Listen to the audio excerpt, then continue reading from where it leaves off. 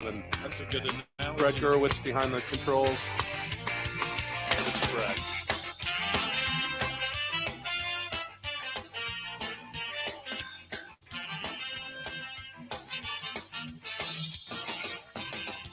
I don't need to tell the truth, but I never lie.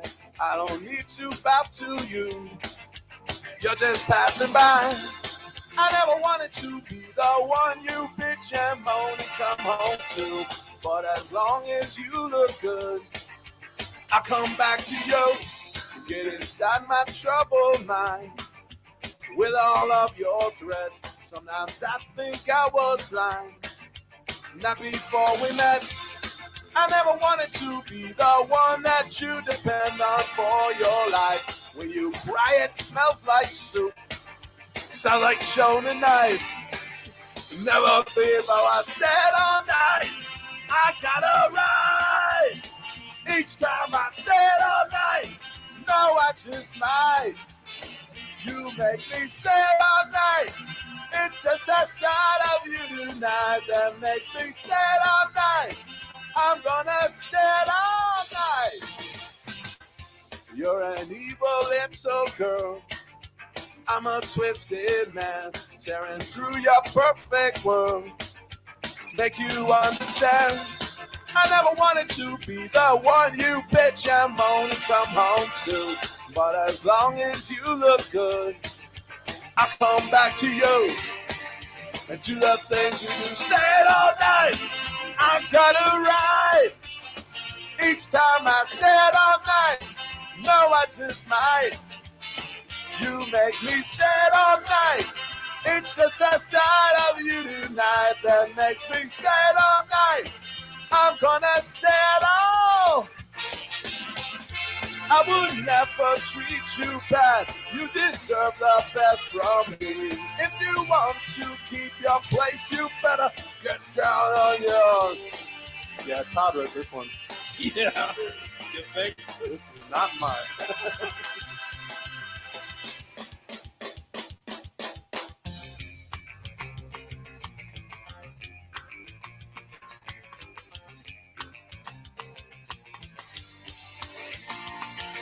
Stayed all night, I gotta ride.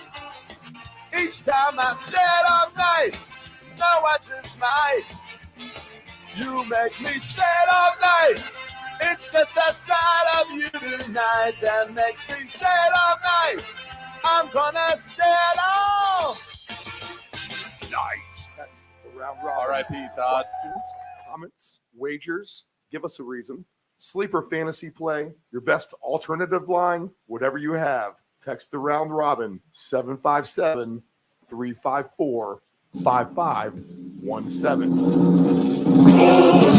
Can you see by the dawn's early light what so proudly we hailed at the twilight's last gleaming, whose broad stripes and bright stars through the perilous fight o'er the ramparts we watched were so gallantly streaming, and the rocket's red glare, the bombs bursting in air, they proved through the night that our flag was still there. Oh, sing us that star-spangled banner yet wave, for the land of the free and the home of the brave. This is the Deep End Broadcasting Network. You are tuned in to the Round Robin with Stephen Murray on Deep End Broadcasting.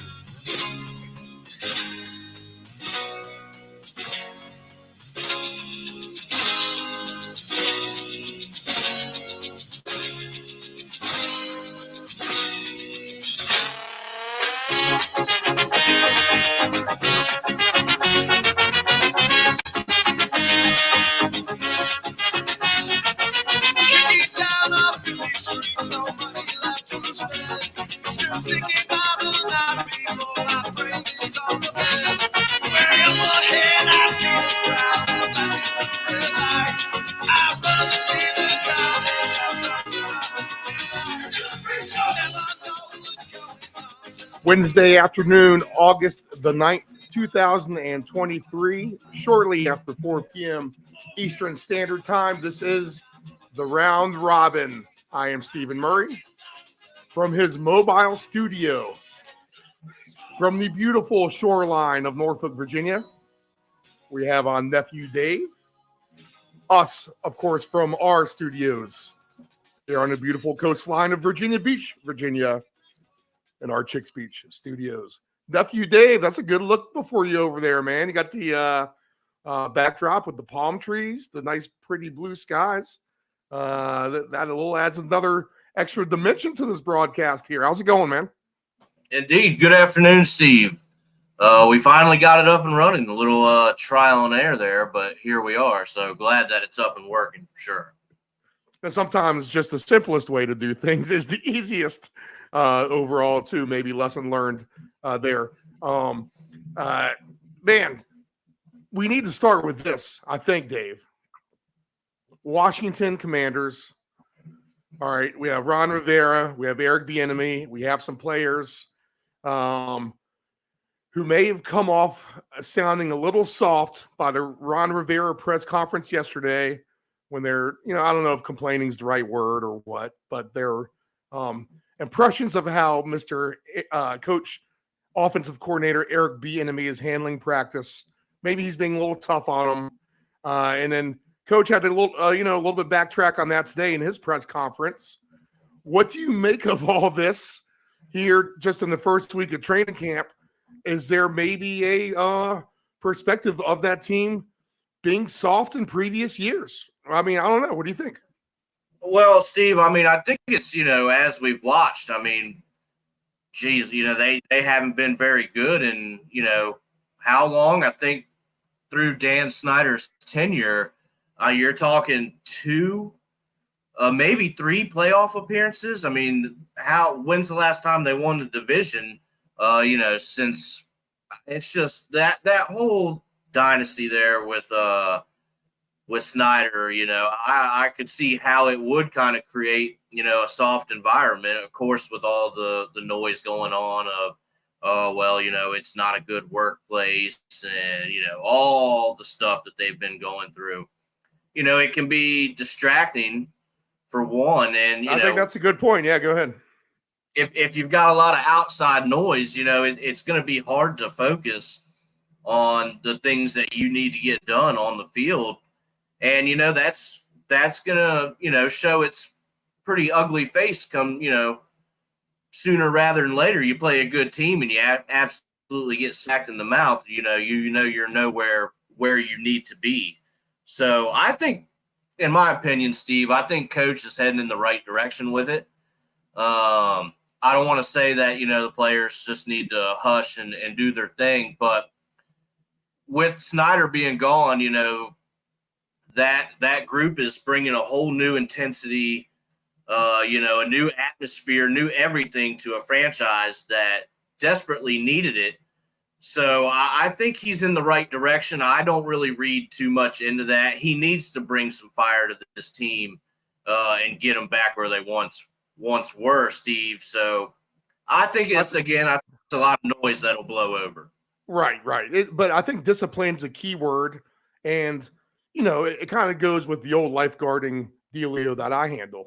Look, you told a lifeguard from day one, you need to be aggressive. You need to be assertive. You need to blow that whistle. You need to be loud. You need to let them know that you control that swimming pool. And then when you do that, they're not going to walk all over you. Exactly, so Steve. If you kind of grab the bull by the horns, then you're going to be able to manipulate that a lot better than if you let things ease. You kind of take things softly, and then, people will start to take a little bit of an inch. That inch grows into a mile. Next thing you know, you have discontent, chaos, rule breaking, et cetera, et cetera, et cetera. I don't see that any different with what's going on with the Commanders as it would be like in a scenario with a lifeguard at a swimming pool, to be honest. Well, Steve, I think you explained it. I mean, just exactly right. I mean, you said it very well. So these guys need to come in and do what they need to do. And coach says, hey, this is the way I'm doing things now. What y'all have been doing is not working. We're going to try my style here. And if you don't like it, go play for somebody, in case they get injured. Go sit on the bench. I kind of take a stern, what's the word I'm looking for? Taking to it as well, because they need to get back in a place that they once were, and you're not going to do that by just being soft. So, Steve, I think you said it pretty much as well as it could be said. All right, so we'll pass on with the Commanders for now. We'll give them a pass. What do you think about their preseason game, before we get off them this weekend? Any take on that? I went through the whole list yesterday. Okay. I'd be interested to hear your thoughts. Yeah, Steve, we'll see what they do. First preseason game, you don't want to risk too many injuries, but I would definitely give Sam Howell some reps. He's going to need to see some real game time. So don't keep him in there too long, but I don't know, Steve, maybe let him play the whole first quarter and just, get these reps in and see what he can do. The receivers, maybe not so much. They know what they have there. So, but I think Sam Howell needs a little bit of time. Again, not too much, but he needs to get tuned up. So we'll see. This is the game.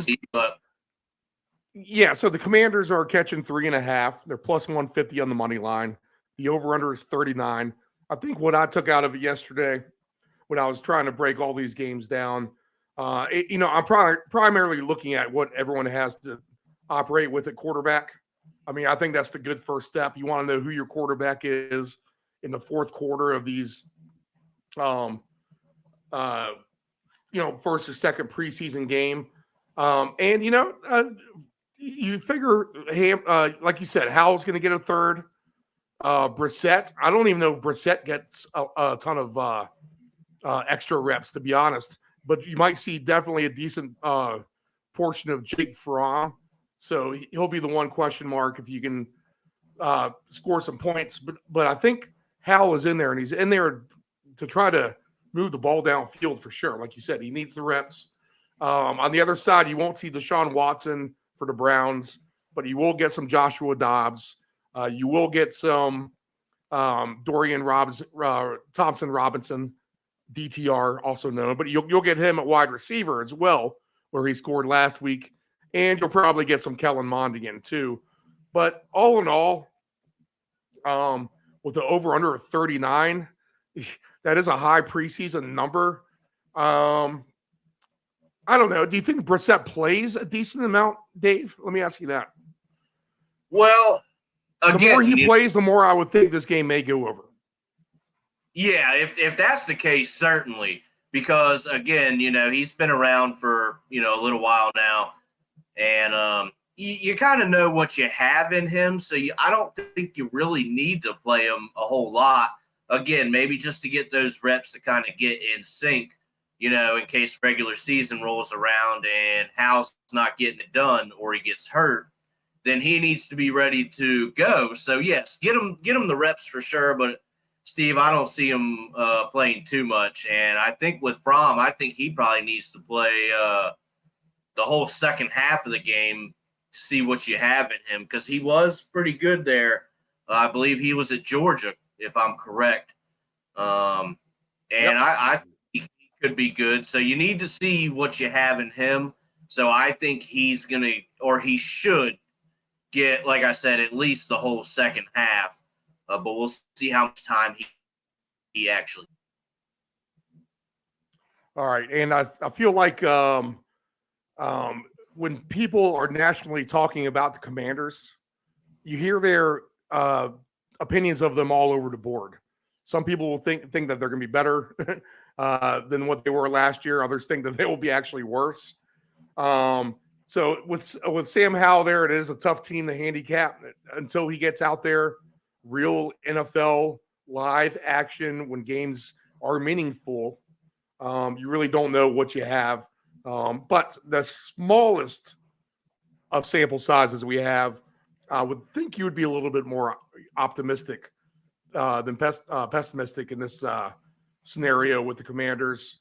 So we'll look at them more as training camp goes. Obviously, injuries and everything will play a factor down the road.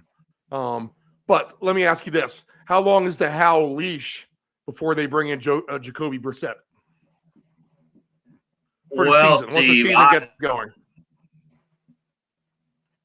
That's a tough question, Steve. I would probably say, you want to catch it before it gets out of hand. So maybe you give him, 3 to 4 games to see what you got there.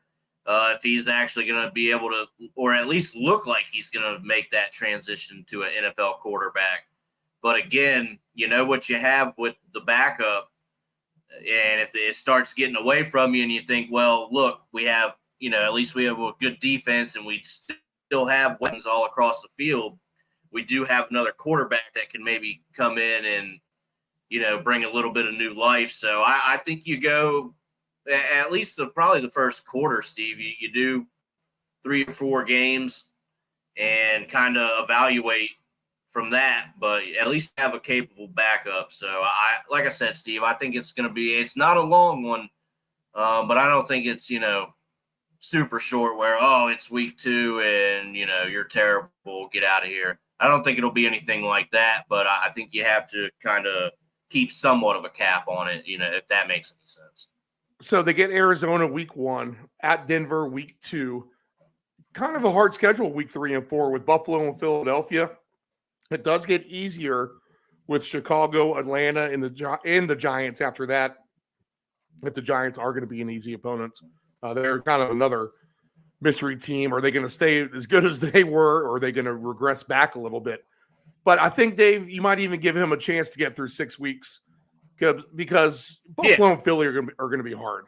So if you can let him regroup a little bit, see how he handles Chicago and Atlanta, I would be hard pressed to think if he's 1-5 after the game against Atlanta that he'll be starting the following week in the Meadowlands. It's going to be salvage time because the schedule does get tougher coming up for the Commanders. Brissett, the one thing he does not do is turn over the football. He doesn't throw as many interceptions. So that's going to be a key thing. Hal needs to avoid the picks. Really, that's the main thing I would say, right? Don't turn the ball over. Got to take care of the ball. That's going to be number 1.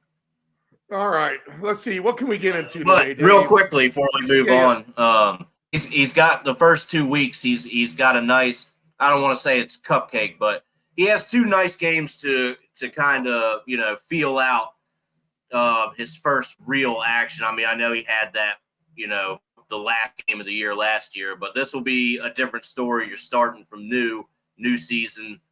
So a good first 2 opponents, I think, for him to try and get some traction, Steve.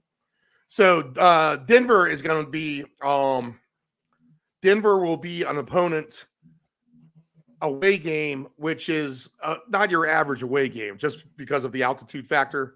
So that kind of makes things a little weirder too, to be honest, right, as far as that 2-game stretch goes.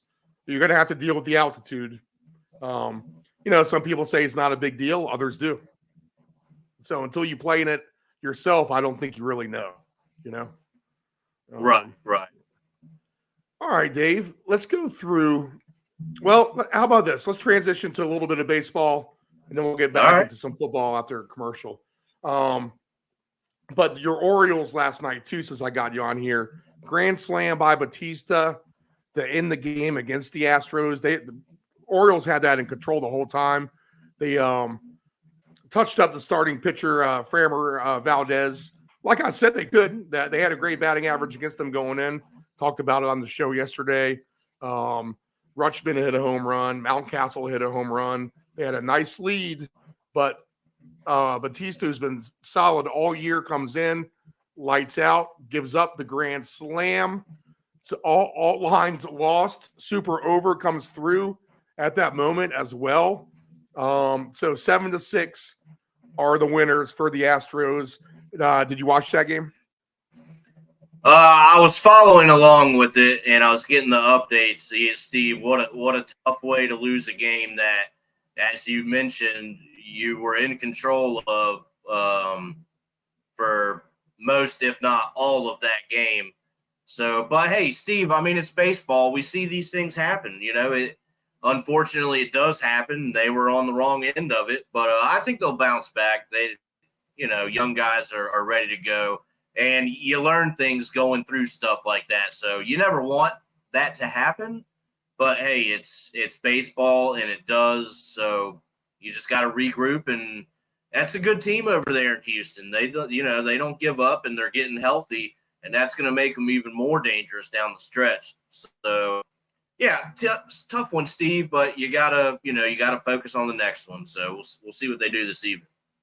Minus 165 favorites still to win the AL East are the Baltimore Orioles. The Rays right behind them at plus 155. But McClanahan is now out for the season, Dave. Did you hear that for the Rays? So big starting blow to their starting pitching as he will go down. In fact, let's update. We did pretty good on this on what the puck is going on. Let's go ahead and update the wild card standings and division standings as they sit right now. Went over this yesterday as well. But the Orioles, let me refresh this because I know that's not right. All right, I got the Orioles as 2 games up on the Tampa Bay Rays right now. Losers of the 1 game in the row there last night.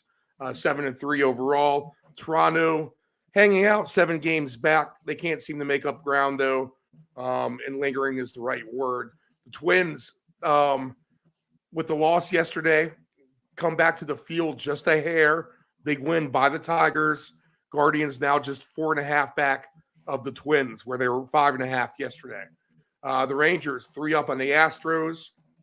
Mariners 6.5 back. All those teams winning yesterday. And that's your hottest top 3 in baseball. That's your NHL Central, Dave. You have the Mariners winners of 6 in a row. The Astros are 7-3 in their last 10. And the Rangers winners of 8 in a row, 8-2 in their last 10. How do you think that division is going to shake out? Who would you take right now?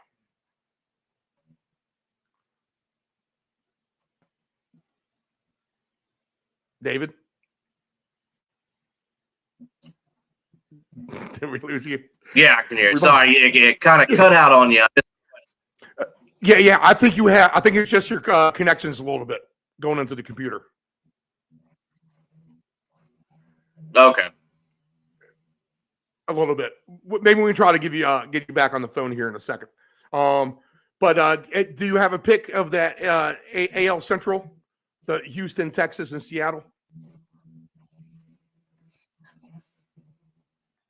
Well, yeah, I would like it to be the Rangers, as I have some stock in them currently. But they need to keep on it. I mean, they got, Houston is right behind them last that I updated here. Let's see here. And in the National League, the Braves kind of still – they win last night, but they've been stumbling a little bit. Still up on the Phillies, 10.5 games. Marlins, 13.5 back. The Nationals, again, trying to pass the Mets. That's how bad the Mets are at this point. The Brewers today, actually, they have a game going on right now. I need to get these scores. But they are 1.5 games up on the Cubs currently. The Reds, 2 games behind them. Pittsburgh trailing 9 games back. Cardinals, good luck. Dodgers winning last night. So they are up on the Giants by 5 games, up on the D-backs by 10. Yeah, we do have baseball scores today. Let's see what we have. Yes, here we go. Top of the 8th. So the Rockies Brewers are 5-5. Yep. And the Rangers Athletics are at 0-0. Right now in the bottom of the 3rd. We do have a couple games final too, right? Yeah, Marlins beat the Reds 5-4. So they come back to win that game late. The Reds were up 4-1. And then with 3 runs in the 8th and then 1 in the 9th, the Marlins go ahead and pull out the win there. All right. So Milwaukee cannot blow this to the Rockies at home. They are treading very thin ice and very deep water, however you want to put it. The Rockies need to take advantage of playing. The Brewers need to take advantage of playing the Rockies in these games that should be complete layups. All right, Dave, how's your audio? Am I coming in loud and clear, or am I breaking up on you? I can hear you. Okay, I got you coming in and out. So I'm gonna kick you off the link and then try to click back on the link. Just double check your wires. I'm gonna take a break and we'll come back and talk about some football. All right. So we'll go ahead and hit a commercial. All right. We'll get back to some odds stuff on the NFL, college football too. If we have to, we'll just try to throw you on the phone, see if that makes that work. But my guess is that it sounds pretty good. It's just kind of coming in a little bit in and out. But I think having a mixing board solves those problems, actually, to be honest, instead of straight in the computer. Yeah. I think that's probably what's happening. It's just wiggling around just a hair enough to make it weird. All right. So we'll be back right after this.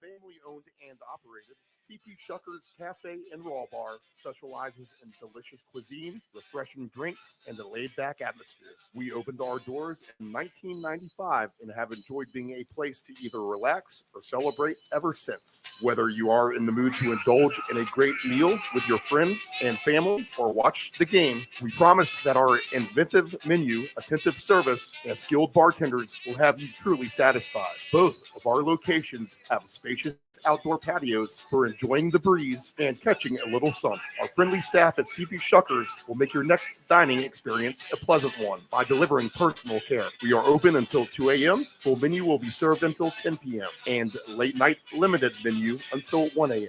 For larger parties, please give the location of choice a call. Pacific Avenue, 757-425-8676 or Shore Drive, 757-412-2929. More information at cpshuckers.com. Thank you for your continued support and have a shucking good time. Hey, does your home have algae or stains on the siding?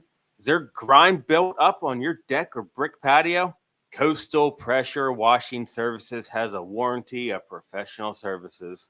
From pressure washing to window cleaning to deck and fence staining, as well as dryer vent cleaning, you got it all. Call Coastal Pressure Washing at area code 757-439-9810 or visit our website at coastalpressurewashing.net. Again, call Coastal Pressure Washing at area code 757-439-9810 or visit our website at coastalpressurewashing.net. Dependable Solutions can provide all voiceover services for your advanced audio production needs. Think of us as an inexpensive option, no matter what the size of the project is. From one-word cameos to full script productions, contact Dependable Solutions at 757-354-5517. Do you want to advertise with Deep End Broadcasting? Send us an email at deepend757@yahoo.com.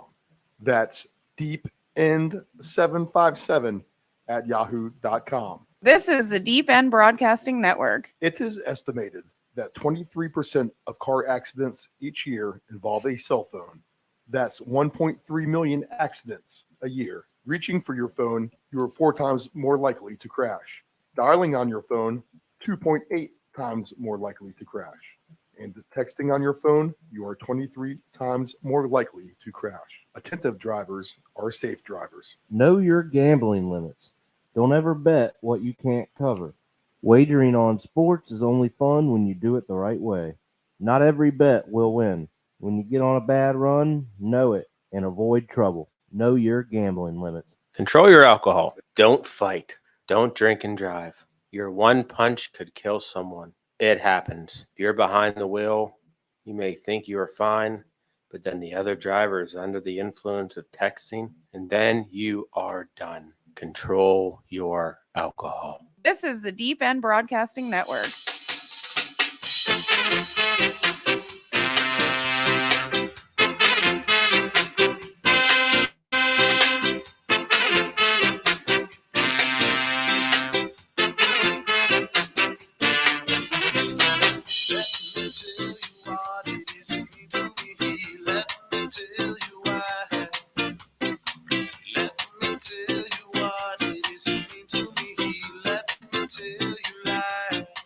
All right, Nephew Dave, go ahead and give me a mic check there. All right, that sounding any better? Yeah. That's all sounds pretty good. All right, cool. Excellent. Let's lock it in. All right, let's see what we can look at some football futures here. I want to get into some of the weirder markets that we haven't talked about yet. And that would be, I got to find these things. So, players, props, player stats. Let's see, team specials, division specials, team props. There's a lot to deep dive on some of these menus. So trying to find some of this stuff. I'd like to find like NFL MVP and stuff like that. I guess I got to hunt this down a little bit better. Now, a lot of these books, it just depends on the one that you use, will have the MVP, rookie of the year, offensive player of the year, defensive player of the year, and all those. Those are the kind of the ones I was kind of trying to find some fun ones to get into, but it looks like I'm coming up dry on that front. Let's see. I got exact matchup finals. I don't know, Dave. Do you have any cases for players who might have offensive player of the year? Who would you look at right now, not knowing any of the odds? Who are your 2 or 3 candidates that you might take a look at? And I'm going to try to find the odds for these guys right now. Oh, let's see here, Steve. That's a really good question. One that I would probably have to give a little thought to. You have like Justin Jefferson, right? Yeah. I don't know if I have odds on. God dang it! Why do they do that? Yeah, it's a lot better to have the odds up here, and I don't have. Here we go. All right, I got some fun ones. Okay, here we go. No, go back. Yeah, there we go. All right, offensive player of the year for this year. Justin Jefferson is 10-1. Jamar Chase is 10-1. Christian McCaffrey is 13-1. Eckler is 18-1. Tyreek Hill 20-1. Justin Fields 20-1. That's low. Devontae Adams 20-1. Stephon Diggs 22-1. Nick Chubb 22-1. Lamar Jackson 22-1. Jonathan Taylor 22-1. Jalen Hurts 22-1. Cooper Kupp 22-1. Any of those catch your eye? So Steve, I got to think about possibly Eckler and Hurts at 22-1 for Hurts. I think he might have a shot at it.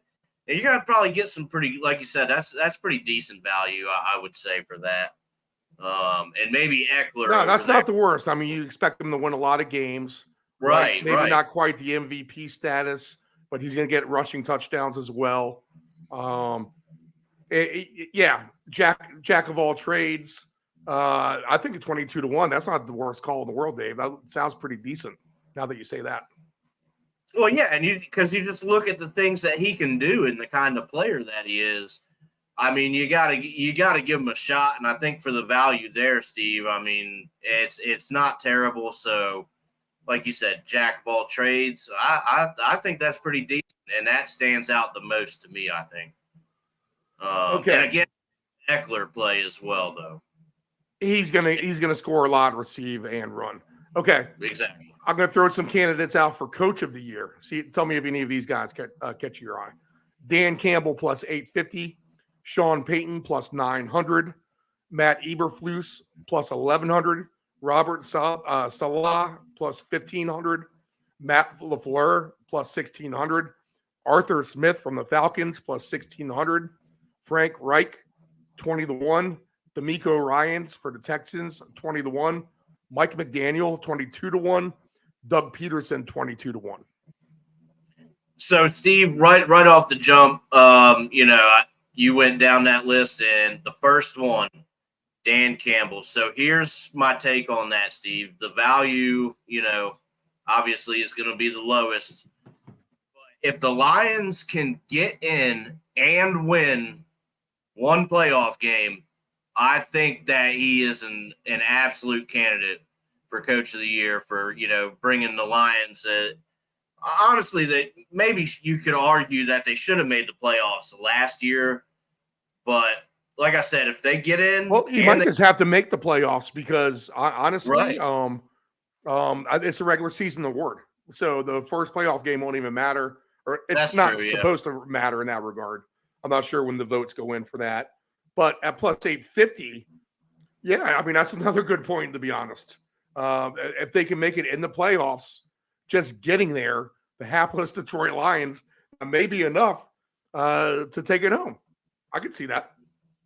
Absolutely, Steve. And you got to, if they make it in, because they were pretty close, and I think they may even have a shot to win that division. That's going to be kind of tough to pick out of. You got the Vikings there. I don't know that. Something just tells me that they're not going to be as good as we, maybe think they are. I think the Lions have a shot here, and I'm going to find – I'm gonna find me a wager here to give them a shot. That's for sure, Steve. I think I think we kind of have to. Why not? Let's have some fun with it. Lions. That's something you could throw $50 on and long-term investment. Cash out a nice little Christmas bonus of $450 or so, or New Year's bonus, I guess is what it would be. Yeah, you know who I like in that board? The Dolphins coach, 22-1. Potentially, because if the Dolphins can navigate that brutal AFC East, especially with Aaron Rodgers talk, especially with the dominant Bills, maybe Coach McDaniel there, Dolphins end up, let's say, 12-5. That won't get him Coach of the Year. Steve, that's a good argument. Winning that division. So those are really, really good odds for a team that's priced to be the third division winner. But man, they got talent too. It really comes down to the health of Tua, Tagovailoa. We'll talk about him in a second. But maybe at that long price, 22-1 odds, Mike McDaniel might be worth a throw in as well. When you put it that way, Steve, it's kind of hard to argue. So yeah, why not? That's good value, and yeah, like you said, if they can navigate that division, which we know is a tough division, I don't see why not. At least he's got a chance for sure. 5-5 still with the Rangers. I'm sorry, with the Brewers and the Rockies and the A's 1-0 lead early over the Rangers. Okay. With the schedule for the Dolphins, let's just look at that real quick. Since we're talking about it and we need to find a path. Okay, so they're at the Chargers, at New England, home against Denver, at Buffalo. But if you figure you go 3-1 somehow in those 4 games, with 3 of those on the road, I mean, that's a really, really nice start. Then they get the Giants at home. Winnable. They have Carolina at home, winnable. At Philly, good game there. That's a Sunday night game, October the 22nd. Home against New England, good game against Kansas City, early November. They get their bye right in the middle, and then they come back with, which is what I would say is a winnable schedule, to be honest. Home against Vegas, at the Jets, at the Commanders, versus Tennessee, versus the Jets at home, versus Dallas at home on Christmas Eve, New Year's Eve at the Ravens, and then Sunday, January 7th. Instead of having to play in the cold in Buffalo, they'll get the Bills at home. And the cold Buffalo game this year, again, back on October the 1st. So not really that cold after all. It looks like their coldest trip will probably be either to the Jets late November, the Commanders early December, or up in Baltimore on New Year's Eve. So there is a path for the Dolphins to have a lot of wins. And maybe McDaniel can't get there. Maybe he can. But I like your thought too, Dave. Yeah, no doubt. I think they're two solid plays for sure. Higher value over there with you, and you make a pretty damn good case for it, Steve. I may have to even look into that. But those are the two that I would take. Maybe you play them both. I think you have a good chance with either of them. So while nothing is certain, I think you have a good chance with either of those, and you have the value over there with him, no doubt. Okay, so here's an interesting market. It's the comeback player of the year 2023, 2024. Now, the heavy favorite to win this is Damar Hamlin. Of course, he had the episode on Monday Night Football where he was taken off the field by medical personnel. So the thought is if he just plays it down, and his heart did stop beating. They had to give him CPR. So the thought is if he just plays one down, then he's a layup to win comeback player of the year at minus 500 right now. But maybe he doesn't play. He's kind of deep on the depth charts in these secondary Buffalo. They're probably going to find a way to get him on the field eventually. But I don't know, Dave. Is there a path for anyone else? You got Tua at 20-1. I think he'd be a decent candidate. Just because of the same thing we just said with the schedule there. If he can stay healthy and win a lot of games, then maybe he could steal it. Russell Wilson is a candidate at 20-1. If he can light things up, we have Lamar Jackson listed at 25-1. Cooper Kupp 25-1. Breece Hall 25-1. Matthew Stafford 30-1. Garoppolo 30-1. And Mayfield 30-1. And the thing is, comeback player of the year doesn't really say ever what you're coming back from. It could be injury. It could be suckiness. We don't know. But what's your thought on this one? So, Steve, I think it's going to be tough to beat Hamlin on this. I think Tua and Russell are going to have extremely good years in order to beat him out. I mean, that was tough to watch, man. He, laying there watching a guy lay there go through that. And if he can find some time and even make, somewhat of a difference, Steve, then I just don't see how anybody else is going to get it. If anybody does get it, I don't think it goes past Russell Wilson. And again, you got to think about the years that those two guys are going to have to bring, bring that award home. It's going to be tough to do. Rookie of the year, Dave, 2023, 2024. Bijan Robinson, plus 250. Bryce Young, 5-1. Anthony Richardson, 6-1. CJ Stroud, plus 750. Jackson Smith and Jigba, plus 800. Jahmyr Gibbs, plus 900. Jordan Addison, plus 1,700. Zay Flowers, plus 1,800. Quentin Johnson, 20-1. Any of those tickle your fancy? Steve, I like Robinson. That was the first one that really jumps out to me. I believe he was a Texas guy.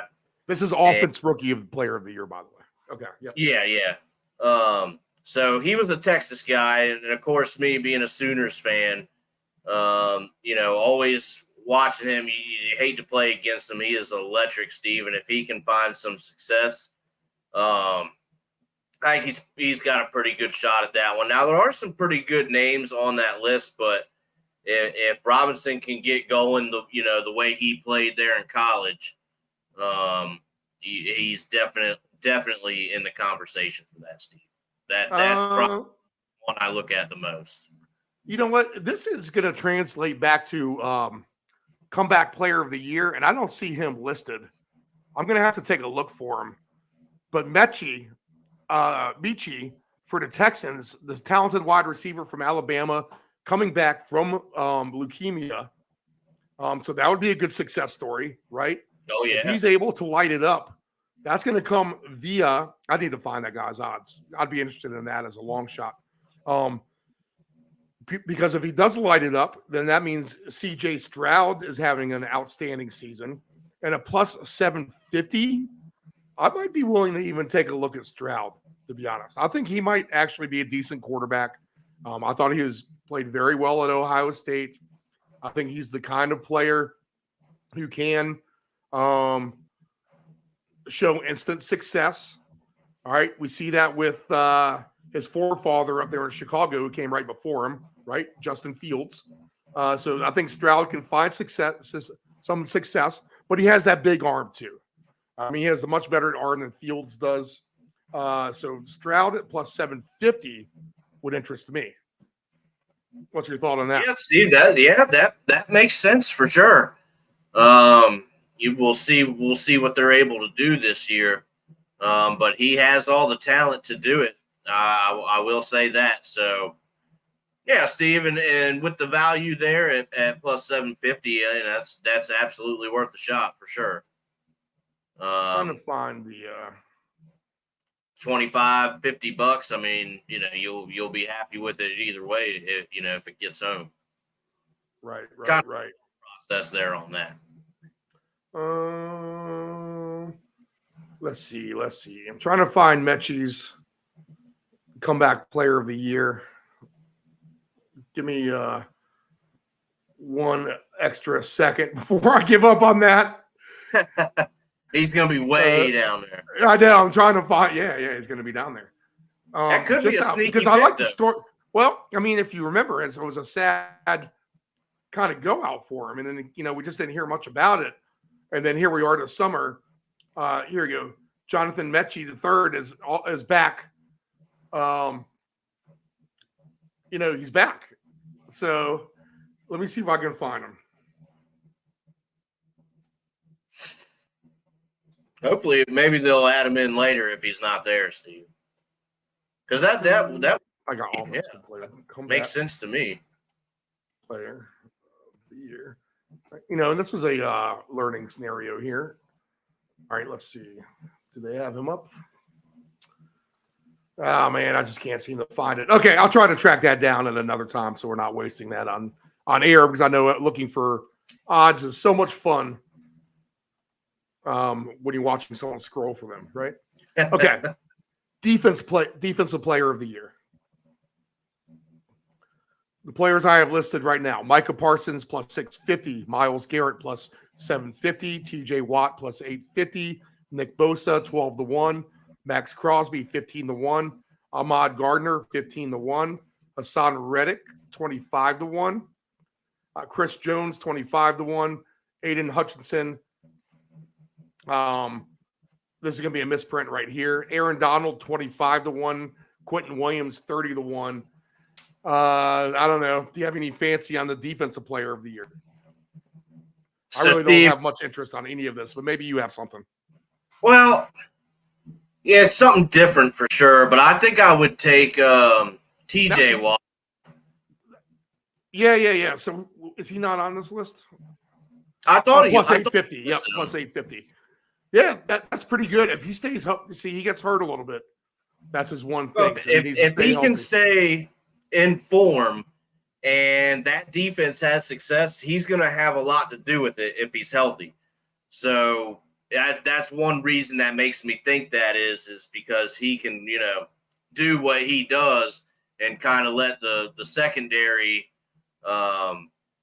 do their thing. Then he's going to have a big part if the Steelers defense finds success. So I think, that would be kind of my reasoning, Steve, as to, why I would give him a shot. And I think it's probably, not all that far-fetched. So that would be where I'm at.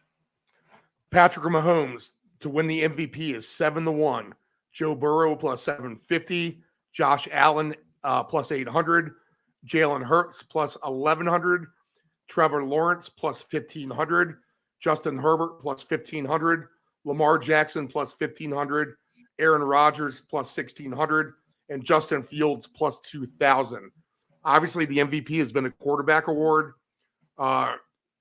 rewarded to the best quarterback in the NFL. So we'll just kind of try to stick to that narrative with the quarterbacks. But 7-1 for Mahomes right now, that's not too shabby, I would say, to be honest. That's a nice price. I don't know who I really trust to win the Super Bowl right now. It seems like it's kind of the same song and dance that we had last year. I mean, it's just kind of hard to look past the Eagles, the 49ers, the Chiefs, the Bengals, maybe the Bills as well. So when you throw it out like that and you think of it that way, then maybe it is Pat Mahomes. But hey, maybe Lamar Jackson at 15-1 if they can find success down the field passing like they're trying to do. The problem is in training camp, it looks like they're a little bit of a broken down machine.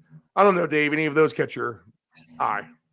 Well, Steve, I was sitting here thinking about it, and I just, oh God, I hate to say it, but again, give me Hurts. Just everything he's able to do. Unfortunately, he plays for the Philadelphia Eagles, but he's a great player. You can't take that away from him. So I believe you said he was 11-1. I would give him a shot there for sure. All right, odds to win the Heisman Trophy, Dave. Caleb Williams, USC quarterback, plus 500. Jaden Daniels, 10-1. Quinn Ewers, 12-1. Jordan Travis, 12-1. Cade Klubnik, 14-1. Michael Penix Jr., 16-1. Drake May, 18-1. JJ McCarthy, 18-1. Bo Nix, 18-1. Sam Hartman, 18-1. Carson Beck, 18-1. Kyle McCord, 18-1. Junior, 30-1. Joe Milton III, 25-1. Let's see. Spencer Radler, 50-1. Don't put your money there. Will Shipley, 80-1.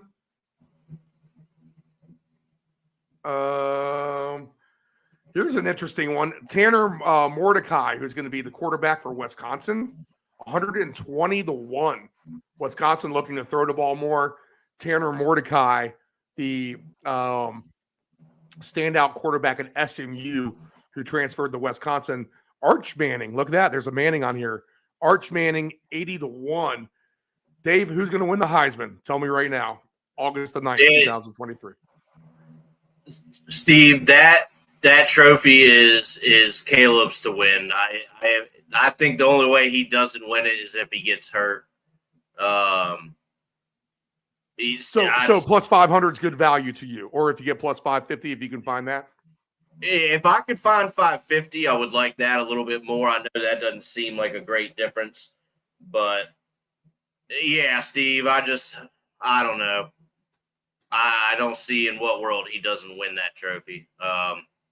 Obviously the heavy favorite, but he has the talent to do it. I mean, there's no question about it.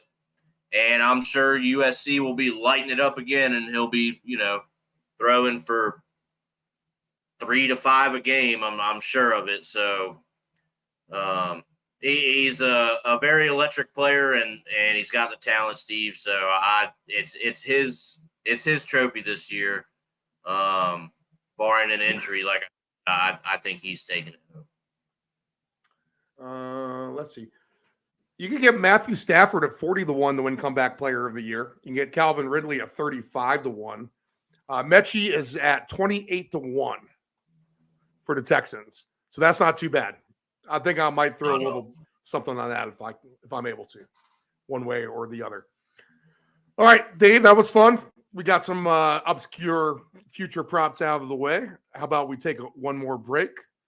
We'll come back and we will break down the rest of the baseball slate, see what picks we have there. And actually, the other thing we can do too, Dave, is we can talk some English Premier League. Oh boy. We'll take Here a we first go. look at that. Of course, we can pick some games on the Friday Soccer Paycheck, but it won't hurt to look at a few odds right now. We'll go ahead and do that after our break. So we shall be back right after these messages. Dave, you excited about the EPL coming back? Steve, We get me are. into man. Yeah, a little bit, just to get some values. I love those values that they have. We are. We're 48 hours away from all that happening. All right, Dave. This commercial breaks 5 minutes 45 seconds, including the songs. So we'll bow out for a second, and we shall be back right after this.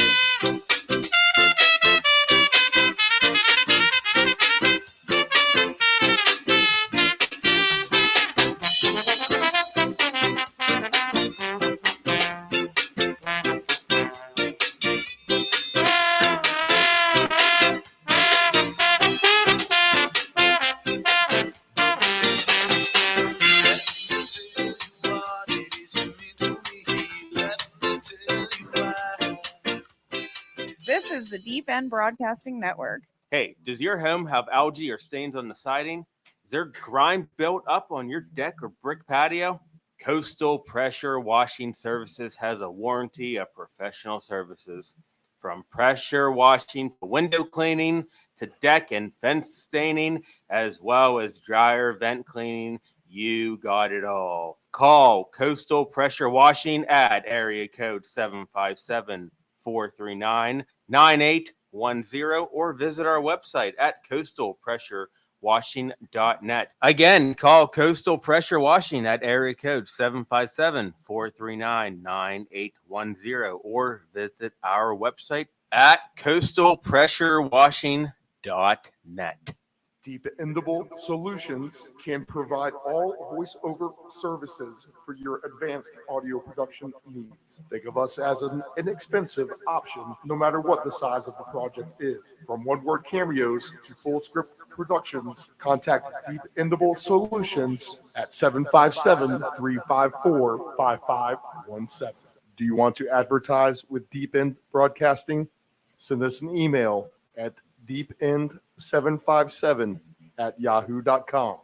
That's deepend757@yahoo.com. This is the Deep End Broadcasting Network. It is estimated that 23% of car accidents each year involve a cell phone.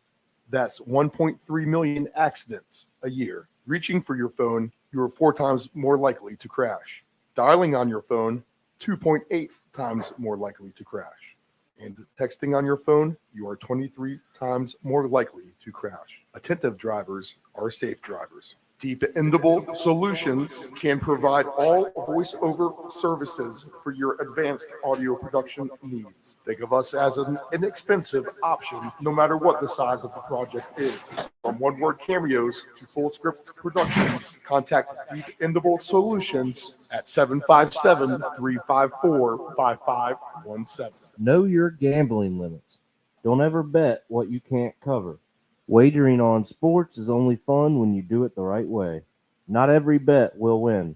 When you get on a bad run, know it and avoid trouble. Know your gambling limits. This is the Deep End Broadcasting Network. Family owned and operated, CP Shucker's Cafe and Raw Bar specializes in delicious cuisine, refreshing drinks, and a laid-back atmosphere. We opened our doors in 1995 and have enjoyed being a place to either relax or celebrate ever since. Whether you are in the mood to indulge in a great meal with your friends and family or watch the game, we promise that our inventive menu, attentive service, and skilled bartenders experience will have you truly satisfied. Both of our locations have spacious outdoor patios for enjoying the breeze and catching a little sun. Our friendly staff at CP Shuckers will make your next dining experience a pleasant one by delivering personal care. We are open until 2 a.m. Full menu will be served until 10 p.m. and late night limited menu until 1 a.m.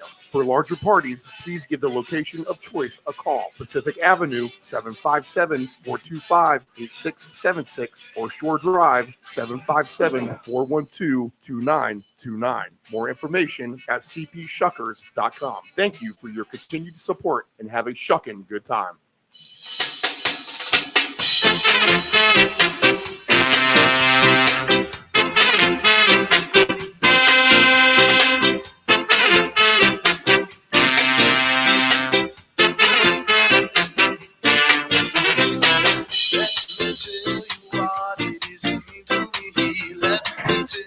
This is the round robin right at 4:58 Eastern Standard Time. I am Stephen Murray here in Virginia Beach, Nephew Dave in Norfolk, Virginia at his mobile studio. And we'll go ahead and take a look at tonight's slate. We'll recap things last night a little bit, how we did as well as we go through that. So baseball picks coming up. But first, we must talk a little English Premier League, David, as here we are on the cusp within 48 hours of the champions, Manchester City, heavy favorites against a Burnley team who only saw 1 year of relegation down in the championship. They ran away with the title. Wasn't even close. They come back with pretty much all that same talent here against a Man City team that will be down their captain from last year and Ilkay Gundogan, and missing one or two other players from that roster, and they'll have to fill that with some not so familiar faces, at least for me. So we'll talk about that in a minute. But right now, the future odds are Man City minus 140. Arsenal is plus 500. Liverpool plus 650. Liverpool is missing a lot of players from last year.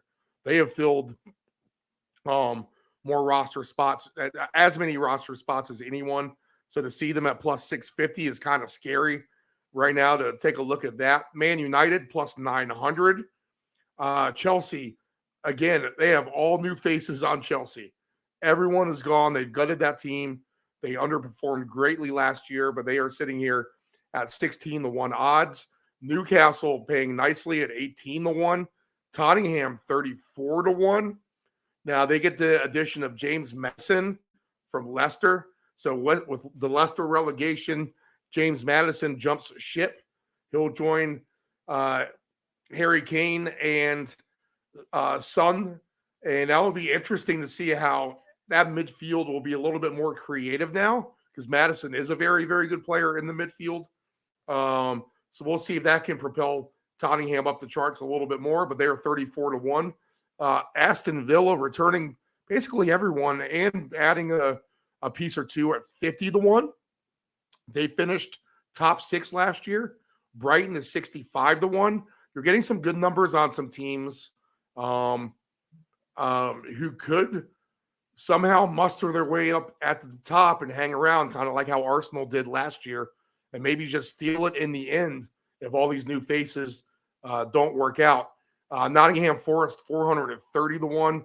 Everyone else is 430-1 that I see right now. Of course, the bookies have learned their lesson from the year that Leicester won, when they were 50,000-1 odds to win the EPL, and Leicester brings home the title that year. Dave, did you know that? No, I did not. Yeah, so that was not too long ago, 2015-ish, 2014-ish. Let's see. Leicester wins the Premier League. Any real soccer fan will know that ahead of me.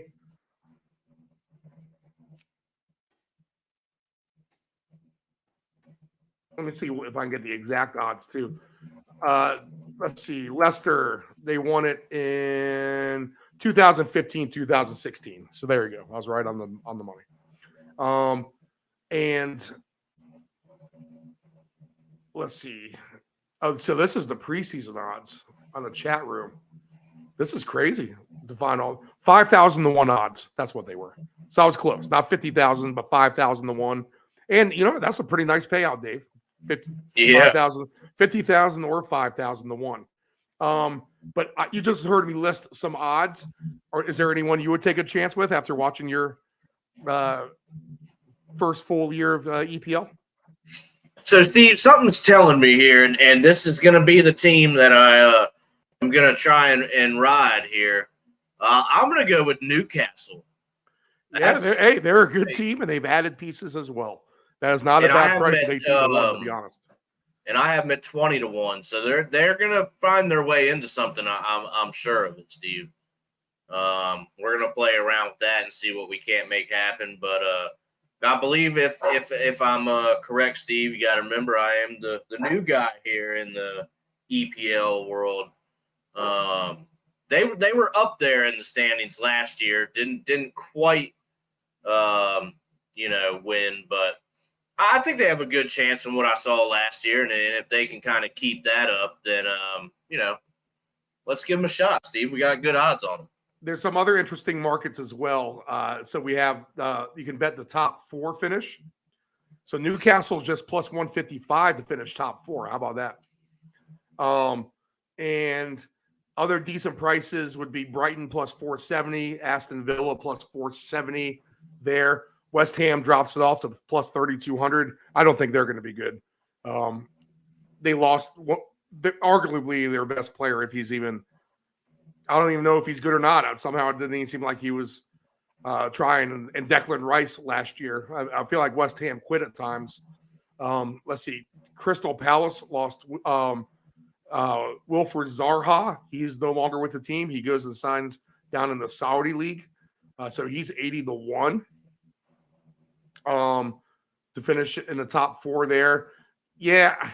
The top 4 market, Dave, I'm not getting too many great prices. I mean, Man City's minus 1350, Arsenal minus 240. I would not trust Liverpool at minus 180. Man United, I'm not sure if they're trustable at minus 140. Chelsea, I don't know, at plus 125 either. So I'd be reaching down the board if I would with someone like a Brighton, Tottenham, or Newcastle. But just not paying as great as you would like just to see them take that extra step to win it all. But would you capture any of those low prices? I don't know, Steve. You have what do you have against the Aston Villa at plus 650 for a top 4 and a top 6 finish plus 200? Is there a way that maybe they sneak in? You know what? Honestly, if you can get those kind of numbers, I mean, I would definitely take it. You're getting better numbers than me, so obviously you shop around for these. And man, that's quite the difference too. So you're getting plus 650 for Aston Villa to finish top 4. Top 4. And then who's plus 200? They're plus Newcastle. Go top 6. Aston Villa. Oh, top 6. Yeah. That's great. I would say those are all great prices, to be honest. So shop around and get those. Any top 6 long shots. You know, Brentford. What do you have at Brentford for the top 6, Dave? Brentford, I have at 12 to 1 for top 6. So I got 13 to 1. So there's your different variable going the other way. That's why you don't stay to one site. Wow. And another top 6 team I would maybe look at. Could Everton rebound at 44 to 1? Maybe. I just feel like someone could be really sneaking up this year from the bottom that we're not expecting. I'm not so sure Man City, with the faces that they've lost, the couple players are going to be, the guys are going to have to, the new guys are going to have to prove it at first. Now you have Holland, you still have De Bruyne, so you still have all that talent. It's going to be that very first game is going to be very interesting with Burnley. That's going to be a hungry team. The first time back in the EPL, they're going to be at home as well, and they're 9 to 1 underdogs. to the champs who are going to be, trying to fill a couple new roles. So the Friday game is going to be really, really interesting. I don't see anything else top 6 I want to jump on, Dave. A straight forecast you can do as well. And if you wanted to do Man City 1, Newcastle 2, you could get plus 1,600 on that. The other weird one you could do maybe, which is going to be big odds, Arsenal 1 and Newcastle 2 is 80 to 1. And Newcastle 1, Arsenal 2 is 100 to 1. Newcastle 1, Man City 2 is...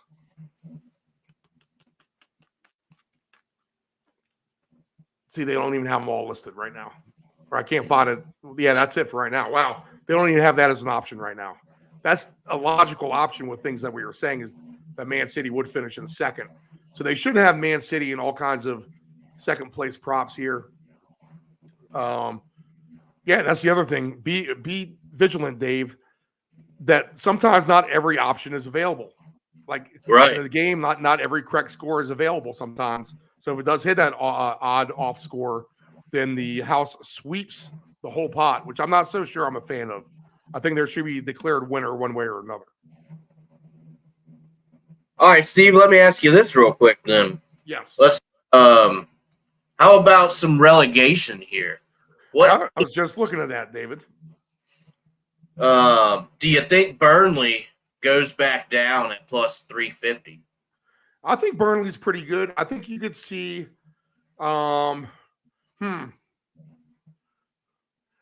I think West Ham at plus 700 is a good candidate to go down.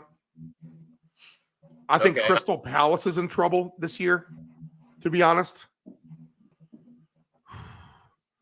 A team like Nottingham Forest might regress a little bit. They barely kind of got out of there last year. Bournemouth, they're going to have to be wary themselves. Sheffield United, they're going to have to prove it. Obviously, Luton is going to have to prove that they belong. I think Burnley is safe at plus 340, Dave. I would think they make it. In fact, I would think that Burnley maybe to make – what's a top 6 finish for Burnley? 32 to 1.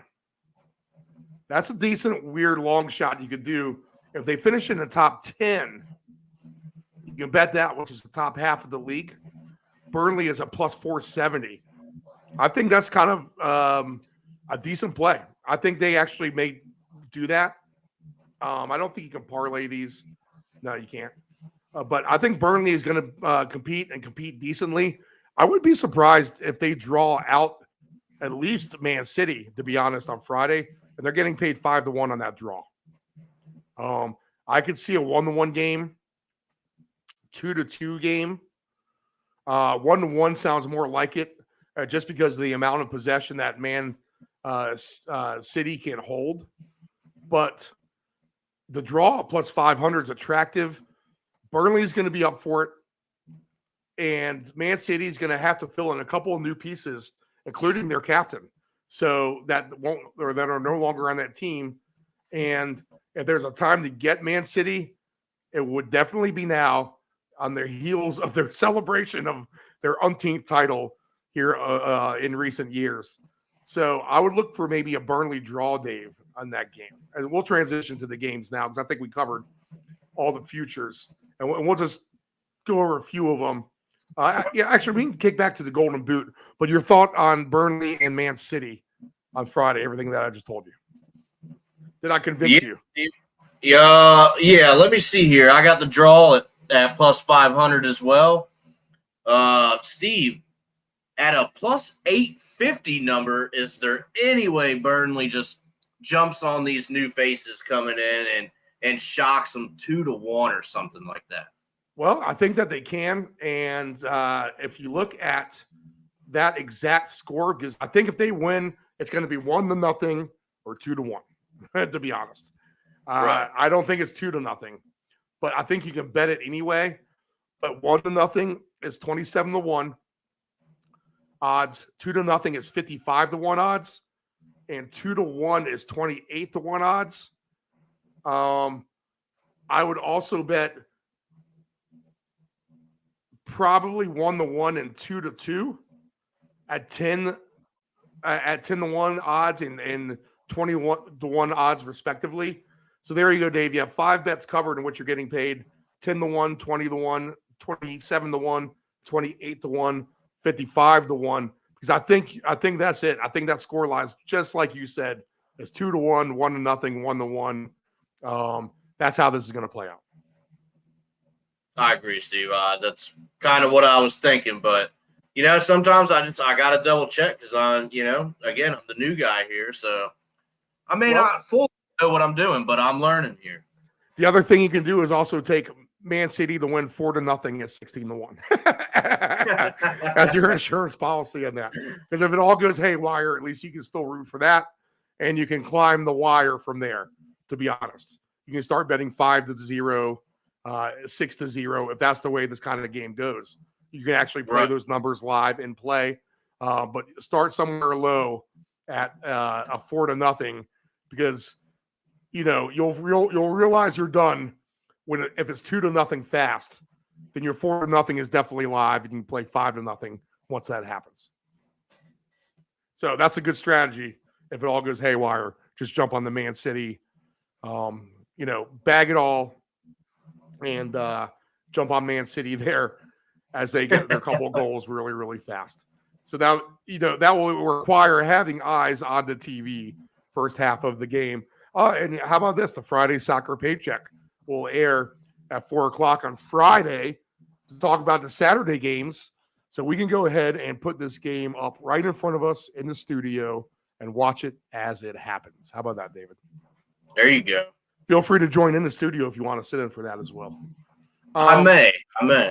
Let's see here. We'll go back off this game and we'll get back to the futures one time because I want to look at the Golden Boot, which is the top goal scorer.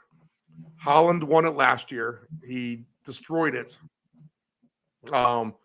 He literally, it was like Secretariat in the final race there in New York. Where's the Saratoga? Is that where they race? I forget where that. What's the name of that one?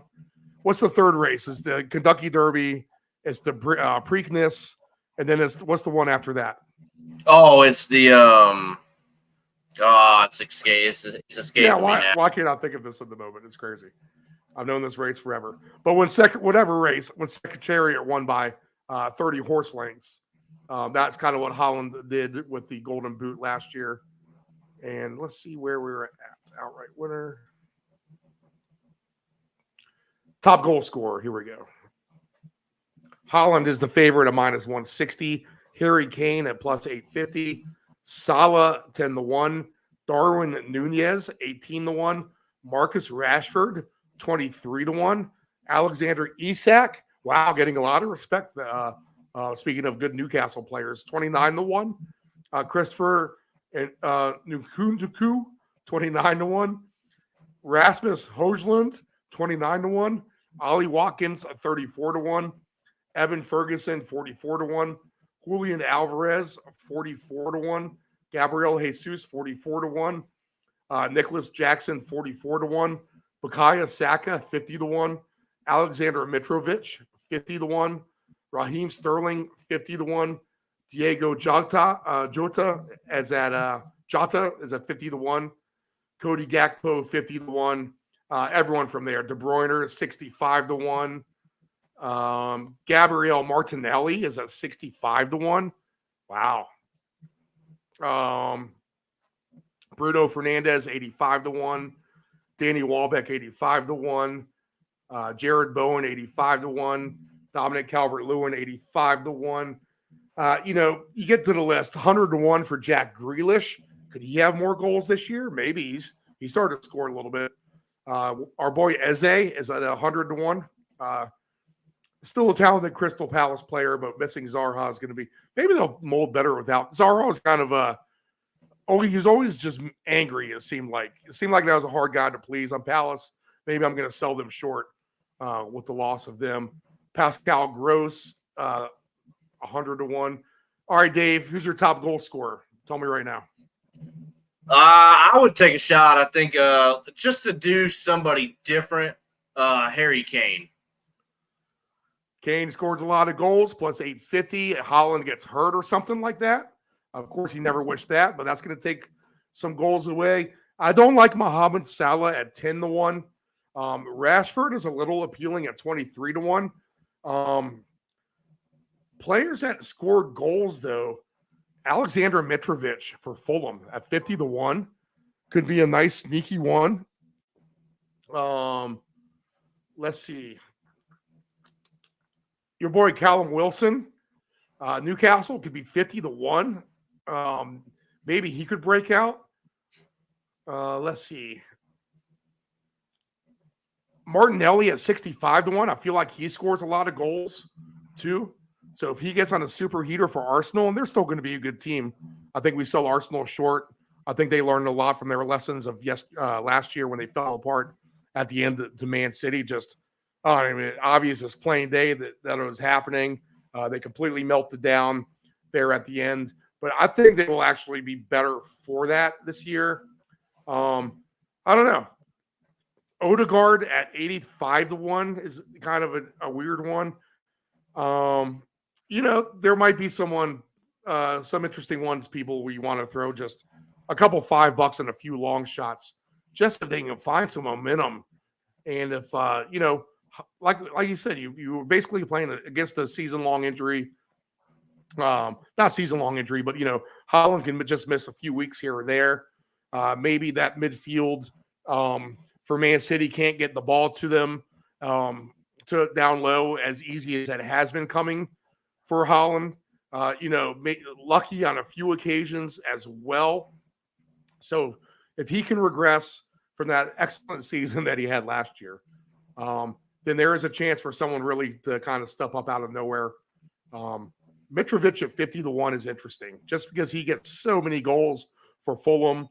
He also kicks the penalties as well. That's something else you would like to look at too, as a penalty kicker in this scenario. That's the one thing about Martinelli is he never gets to kick the penalties. There's always Odegaard or Saka.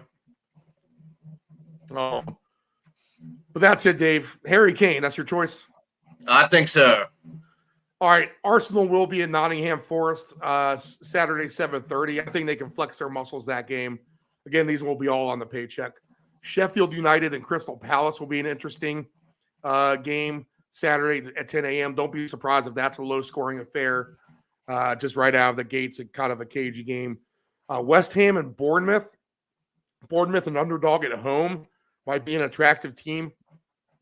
I think this is going to be a pick on West Ham scenario. They've done nothing to impress me with what they have the last 3 years, and they're going to take a step back.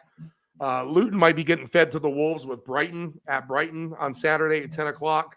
So Brighton a minus 330 favorite there. Everton and Fulham should be an interesting game in Everton. Newcastle and Aston Villa, 12:30 Saturday. So that's going to be a nice afternoon game. Newcastle is the favorite, minus 140. Aston Villa is plus 380. The draw is plus 290. The one thing I could see in this game, Dave, is goals. It is going to be a 73-degree day, sunny skies in the UK. We want to talk about low-scoring games to start the season. I think you could throw that out. I think there's a lot of talent both of these teams offensively. So I would not be, if this game ended up 2-2 or 3-3 or 3-2 either way, I wouldn't be surprised if any of that, either 3-1 maybe either way. But I think we get some goals in Aston Villa, Newcastle. Kind of just picking up right where they left off last season. You see that? Yeah, I could see that, Steve. Newcastle's going to be my, like I said, my team that I'm going to ride with right now, just to because I think they're going to do well. So, yeah, I could see. I don't know. What do you think? Over 3.5, over 4.5 play, maybe. The goals for home team for Newcastle goals over 2.5 is at plus 255. The total team goals 3.5 is at 2 plus 205. Over 4.5 is plus 520. I think that's the angle I'd go at. instead of getting kind of a lower payout on a team that get over 2.5, I would just hope that they both get, or someone gets 3 and the other one gets 2. Maybe you get 4 and 1. But $5.20 to get over 4.5 is a good price, I think. So Aston Villa, Newcastle over 4.5. I'll make that an official Friday soccer paycheck entry. All right. But I think all those scores are fair, Dave. Getting some long odds. I know I like to do the correct score little round robin for, like 25 cents. Very low investment for high reward.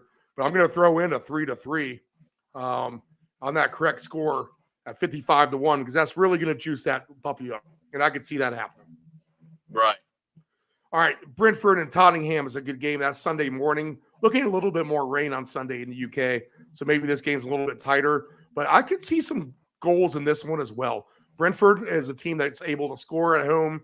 Tottenham gave up goals last year. But they're going to be a little bit better, I think, offensively. I think Madison's going to help them out tremendously. Kane, like you said, you need him to get goals as well. So I think if you're looking at an over-under scenario with Brentford and Tottenham, you can try to at least pin it to an over 3.5. I think it's fair game. If you want to go over 3.5 in that game, it's a plus 180. If you're feeling frisky and want to try to get it to 5 goals, plus 440. But could you see this game going over? Brentford, of course, has Ivan Toney, the great goal scorer, on their side. So, do you see this game going over? I think I could, Steve, as long as the weather allows it. I think that's the thing that makes me a little cautious. But other than that, yes, I think it certainly could. All right. I don't see Tony listed. Maybe he's not going to play. I'll have to look at that. We'll figure that out by the paycheck. Obviously, these lines always change as well. Other games over the weekend, Chelsea and Liverpool, the battle of two teams who have replaced a ton of players. Dave, this is going to be a lock under bet for me when we get down to it. I don't play the unders too much, but under 2.5 in this game is plus 111. A lot of new faces. There's going to be a lot of continuity to be had here. I don't know. I'm just going to hope that it's kind of tight and there's not that much chemistry.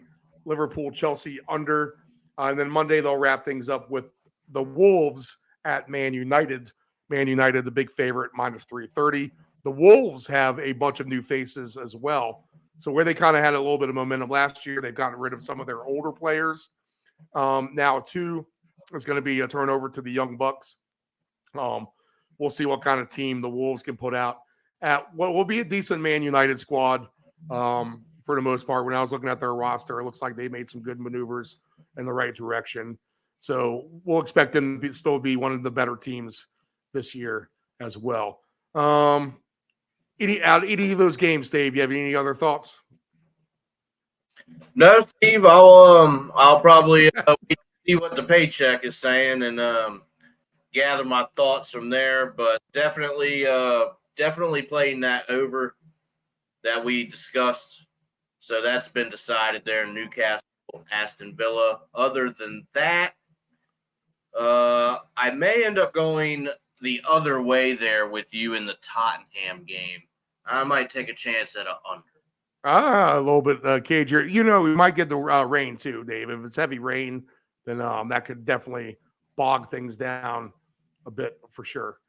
Major League Baseball scores in progress. One game, Rangers trailing the Athletics 2-0. The Rangers with just 2 hits, Dave, in the top of the 7th inning, 2 outs there. So good pitching performance there by Oakland. The Reds blow it badly to the Marlins today, 5-4, and the Brewers do pull it out in the 10th inning. They win 7-6. Okay, let's get to the odds for tonight as we go down the list. Mackenzie Gore and Lorenzen are the pitchers for the Nationals at the Phillies. The Phillies are minus 184. The Nationals coming back at plus 154. Over under is at 9.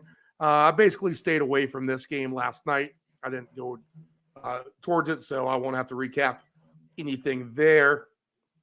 But if you look at the pitchers, I don't think we're seeing anything super spectacular. If we look at their stats here, let's see. Mackenzie Gore, 4.34 ERA. He is 6-8. Lorenzen, he is coming over from the Tigers. So this is a new team to him. All his numbers are wiped out. But he did have 88 Ks, 28 walks there, and just 95 hits in 113 innings. So he doesn't quite strike out everyone, but he's not giving up a hit an inning. So that's decent for the right-hander, Michael Lorenzen. Mackenzie Gore is a strikeout pitcher, 129 Ks and 112 innings, but he has given up 18 home runs, so the ball can leave the ballpark. And we are talking about a small Philly stadium tonight, 84 degrees, sunny skies. I don't know if all 42,900 fans will make it through the gates for this one to see the Nationals and Mackenzie Gore, David. But do you have a pick on this game? I'll just stay away from it, to be honest. Steve, I'm trending towards staying away from it myself. But if I was going to do something, maybe I would do something a little bit different and go with a pitching prop here for Gore. Maybe something for strikeouts. See, that's what we need here. All right, so what do you like with him? I see for 6 strikeouts, minus 178. 7 strikeouts is plus 118. If you're looking for under strikeouts,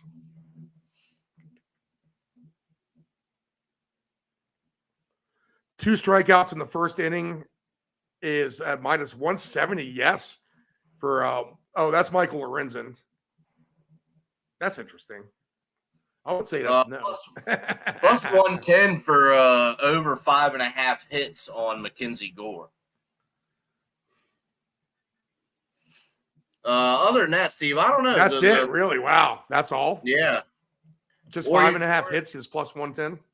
Yeah. Can you believe that? Interesting. Well, they could chase him. I mean, a lot of times these pitchers just walk. Couple hits, and then they're out of there. Right. So that's how that breaks down. But I'll stay away from this one, Dave. I think I'll stay away from this one as well, as we have Ober and Fado for the Twins and the Detroit Tigers. That game is in Detroit. This is not something I played with last night. Let's see. The Tigers, a 6-0 winner last night after taking a bludgeoning on Monday night. But we said no dice. We want no part of it. So we stayed away. Looks like 82 degrees, sunny to cloudy skies. Of course, it's at the evening, so the sun will be going down. Alex Fado is 5.80 ERA, 2-4 on the year. Bailey Ober, 3.21 ERA for the Twins. He's about a K an inning. Ober, not quite that. Same for Fado. If they're somewhere in that 95%-ish percentile of being at a strikeout an inning. Ober's given up 14 home runs in 103. This game doesn't really do anything for me, Dave.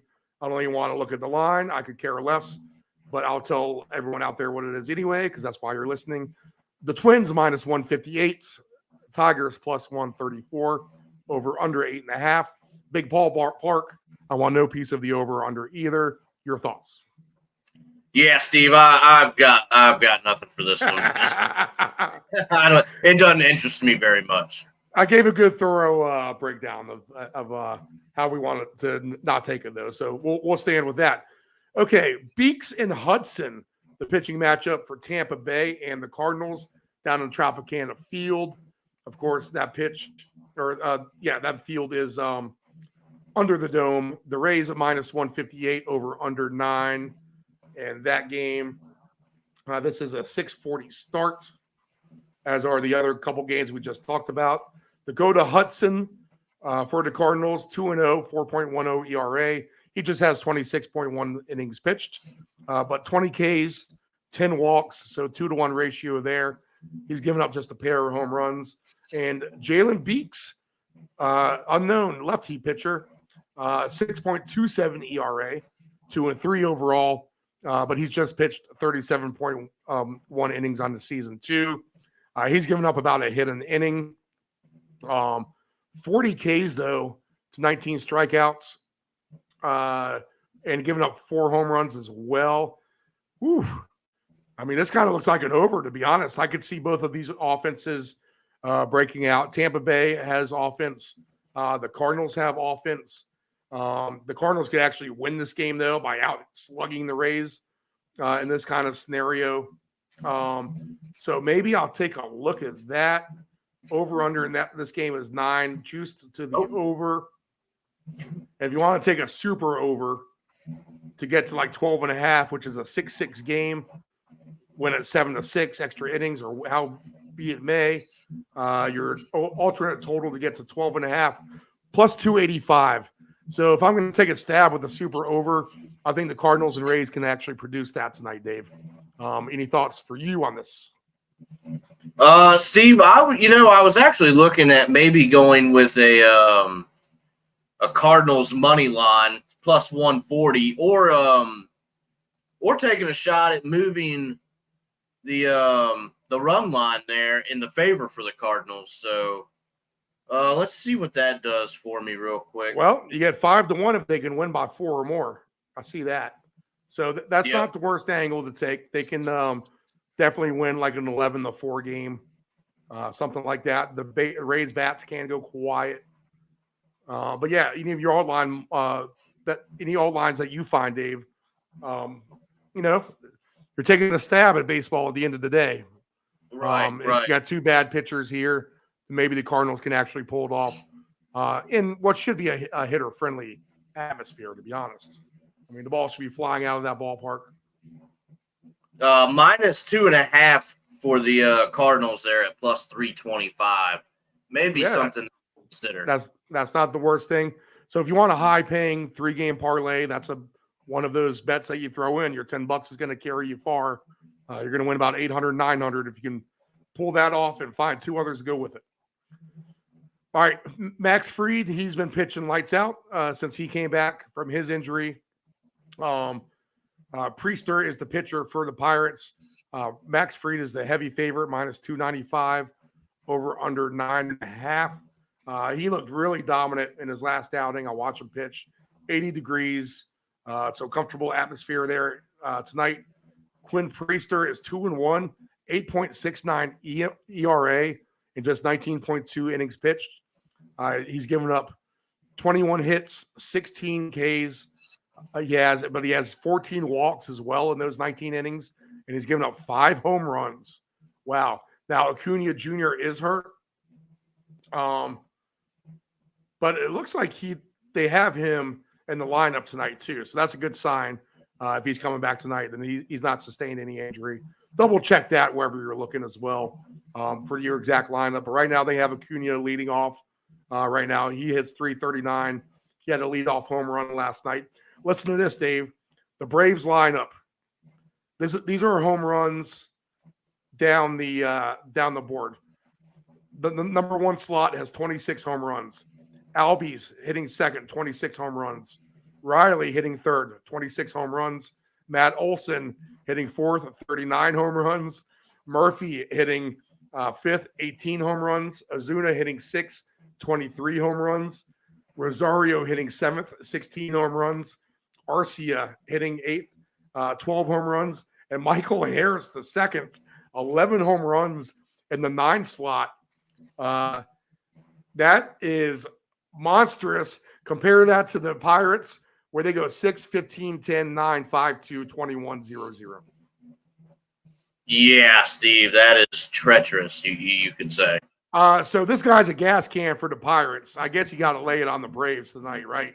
So if this is their chance to get a little bit right from kind of slumping a little bit, this pitcher could provide it by Priester. If you want to take the Braves in a blowout win line parlay, which I would be willing to do at this point, Braves minus 2.5 over 10.5 is plus 270. So that's them winning 7-4, somewhere along those lines. I wouldn't try to climb that any further than that, but that's a great way to get your, you got to hope The Braves just get – here's what you got to hope for. The Braves get a ton of runs, 8 or 9 runs. Fried gets pulled to save his arm because he is coming off that injury. And then you get a little bit of a Braves bullpen who's been a little shaky at best lately, giving up a run or two there late, which I think can happen. So I think Braves minus 2.5, 10.5 is doable at plus 270. Your thoughts on this game? Yeah, I like that, Steve. I would definitely do something like that. Looking at a Braves win and over 9.5, plus 145 there. So probably something that I would do. Although I was looking at this, Steve. The Braves to win by 3 is plus 700, and that was something that I was considering as well. As I like to win exactly by 3 runs? By exactly 3. You would need some runs from the Pirates, I think. I wish you could get alternate total runs by the team, because this would be a good one to take the Braves potentially, just alone there. You know, the alternate Braves over 7.5, 8.5 runs, whatever that may be. You could see a 4-1 game. Yeah, I mean, this guy's giving up 5 home runs in just 20 innings. He's giving up a bunch of walks too. That's just a scary recipe against that lineup we just mentioned. Yeah, that's all. Yeah. So you need this kid to be able to be settled down. And yeah, that could be the case. Maybe he is going to step up his game a little bit. But that's we're talking about Priester, the pitcher for the Pirates here. Yeah, you know what? The Braves bats, they have been slumping just a hair, Dave, I feel like. But man, that's just scary. They could, in the Pirate Stadium, they could blow the doors off them at any moment. All right, I'll stick with the Braves in my run line total. Dave, you can take them exactly to win by 3. I'm going to do something with it, I think. Houston and the Orioles. We have Christian Javier. He hasn't been that great against Flattery, so here he has a chance now. Again for the Orioles. Has Flattery pitched for the O's yet, Dave? Yes, he has. It was a good outing too, and he did decent, right? Yeah. Okay. Yeah, he's got 1 start with the O's under his belt, so that's probably a good matchup. You know, like we talked about earlier, they want to bounce back, and if he can perform like he did in the other game that he started for us, then I think this is probably a good way to do it right here. Let's see here. Flattery, his numbers for the Cards, they're going to reflect the 1 start here, but 8-6, 4.28 ERA. Christian Javier has 7 wins, but 4.39 with his ERA. A lot of walks, really for both pitchers. Decent amount of home runs given up by Christian Javier as well. All right, so righty versus righty there tonight in Baltimore, and we have forecasted sunny skies, 83 degrees. So it looks like picture perfect night there at Camden Yards. I'm going to think after the Orioles meltdown last night, I think I'll just stay away from this one altogether. I had the Orioles to win on the alternate run line, just to beat up on Framber Valdez, and they did that. I probably should have had that in the first 5 innings. But the Orioles bullpen has been so money. I mean, you kind of have to ride with them the whole game anyway, I think. All right, Kyle Hendricks with the Cubs. He is at Doug Peterson and the Mets. Slight favorite. The Cubs on the road. So it's basically a coin flip game there in Vegas and all over the world's sports books. Over under is at 9. Cubs and Mets. I have no interest in any more Mets games. The Cubs struggling to get some runs, though. Peterson has pitched a little bit better lately for the Mets. It's not like the pitchers are giving up either. You know, we're just talking about filling position players with AAA prospects and such as when we're talking about things like giving up. And that's what the Mets are doing in their lineup. In fact, let's take a look at that. In their lineup, they have, let's see, this is last night's game. So let me get to today's game. I don't want last night's game.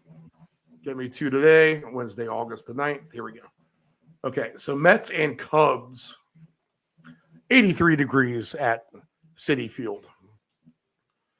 Sunny skies. If you're driving around, you should have plenty of good seats available, actually. Peterson is 3-7 overall, 5.65 ERA. He has 77 hits in 65 innings. That's not too good. He does get a strikeout an inning, 69 of those, just 28 walks, 9 home runs for him. Kyle Hendricks, 3.98 ERA for the savvy right-handed veteran, 4-6 overall, 81 innings pitched for him. He's given up a hit an inning. He's not striking anyone out, though, just 51 strikeouts.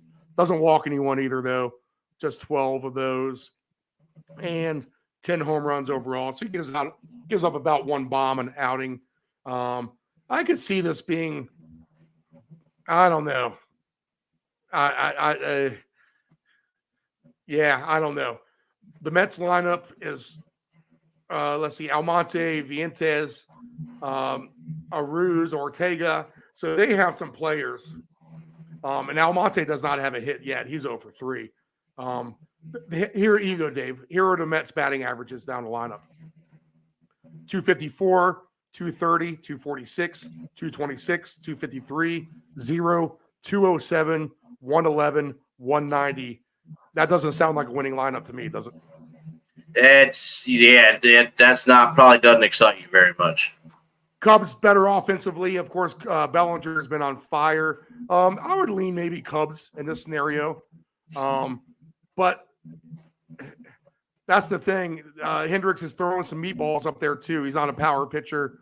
So if the bats can come alive via Alonso and Lindor, then maybe they do pop it out. We'll just take a no play on this one as well. Anything for you? Yeah, Steve, I'm going to go Cubs minus 2.5 for plus 195. Yeah, I have no argument with you on that one, David.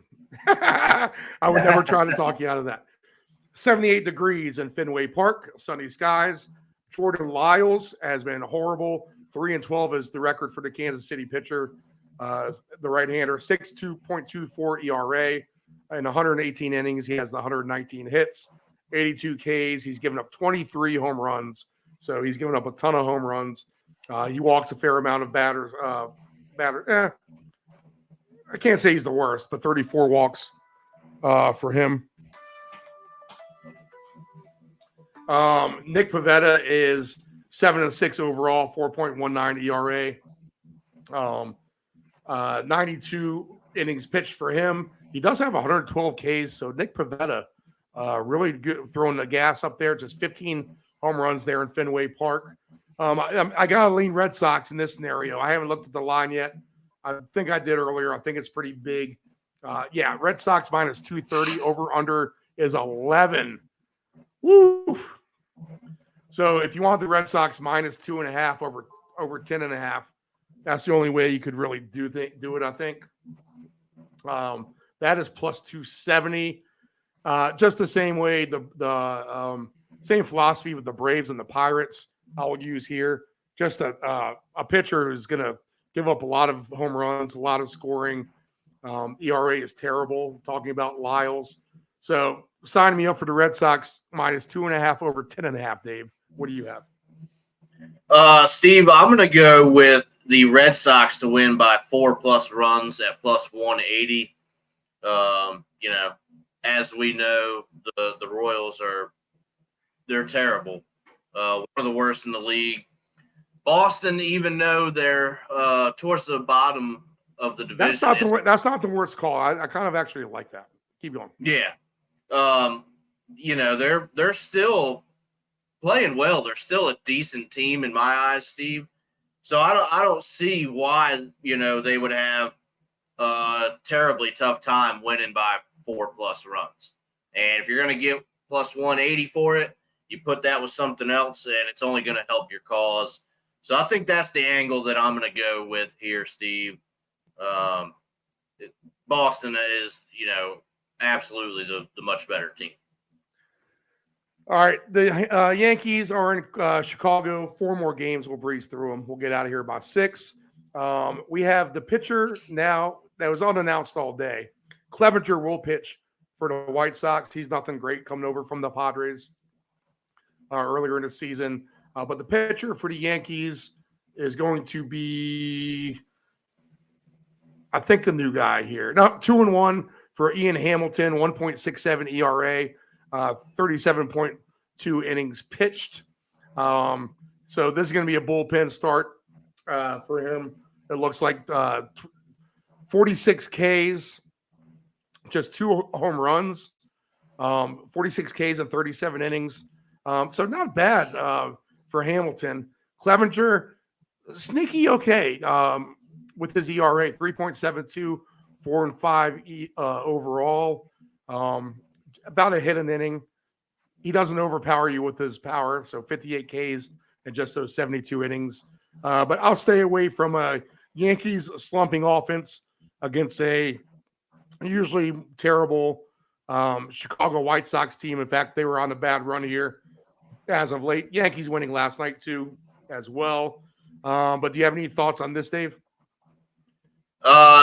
Steve, I'm thinking of maybe the Yankees are to play, to be honest. Minus 124 over under 9. Let's see, Yankees to win by 4 runs or more. Because I need to get super extravagant if that's the way I'm going to do it. It's plus 280, so I might take a chance on that. Yeah, that's not terrible, Steve. I think I might go with an under here, even though that is blown up in my face every time I've done it this year. I think that's a fair play in this scenario today, to be honest. But yeah, it's definitely something that I'm going to give some. I mean, because I'm just thinking this game is going to be like 5-1. And it certainly could be, and it probably has no business being anything else but that. So I don't know. Let's give the under one more shot. We got to learn our lesson here again. You know what? I mean, August unders are not the worst thing either, Dave. So let's see if you can stick it out. Nephew Dave, last time on the show, hit a 72-1 shot. So, you're on the board good here. Giants and Angels tonight, 82 degrees in Anaheim. Pitching matchup for this game goes as follows. We have Ryan Walker, 4-1 overall, 2.52 ERA, 39 innings pitched, 41 Ks, 36 hits, only 11 walks. He's given up 5 home runs. So still kind of a relative unknown, but he hasn't given up much. So decent outing so far by Ryan Walker. Shohei Ohtani is the pitcher. Have you heard of him, Dave? Decent pitcher. 9-5 overall. Shohei Ohtani, 3.32 ERA, 124 innings pitched for the show man, 160 Ks, just 51 walks, only 82 hits in those 124 innings as well. The Giants can lack offense at times. I don't know, Dave. I could see this as another under if you want to add to your repertoire of unders. You might have to text me this underplay, whatever you have, to be honest. I might have to play this myself. So send this to me when we get done. But over under 8 in this game, minus 142 for the Angels and Ohtani. Like I just said, I could see an under game here. What's your thought?